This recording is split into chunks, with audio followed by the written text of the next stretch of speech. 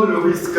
J'ai eu à parler à prendre le risque. Vous voyez, j'ai expliqué qu'il fallait prendre du risque. Mais voyez-vous, on ne prend pas le risque parce que c'est juste un risque. On prend du risque en s'appuyant sur certains facteurs. Et je vais vous conter une histoire encore une fois. J'étais à l'INPHB, je mentionne l'école pour qu'on puisse voir la pertinence pour ma première année. Et je décide en moi de faire un parcours sans faute. À peine je prends cette décision, il arrive que je tombe malade. Je suis emmené à aller à Abidjan pour des traitements, je n'arrive plus à suivre les cours. En plus de cela, je perds mon père la première année. Et l'assistante sociale, ayant vu cette situation, appelle mes parents et me convoque par la direction et me propose une faveur, celle de suspendre mon année scolaire et de pouvoir la reprendre l'année suivante. C'était une opportunité. Mais vous voyez, j'avais fait une promesse à Dieu. C'était que je devais faire un parcours sans faute. C'était un engagement.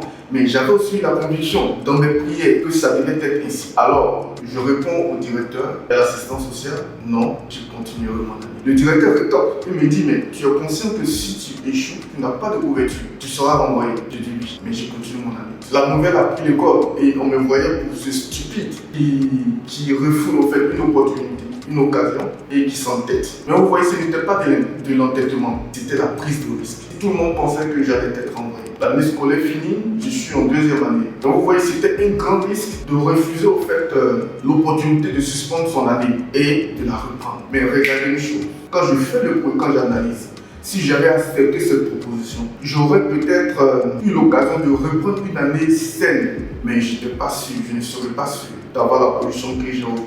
Juste cet instant-là, si j'avais accepté de suspendre mon année, je pense que dans ma destinée, plein de choses seraient perdues. Quand on prend le risque parce qu'on a des codes, parce qu'on a des convictions fortes. On prend le risque parce qu'on a une destinée, on prend quelque chose. Si nous voulons aller loin, il faut apprendre à assumer ses engagements et à prendre le risque. Je vous remercie et nous restons en contact sur mes pages YouTube et Facebook, TikTok pour d'éventuelles vidéos.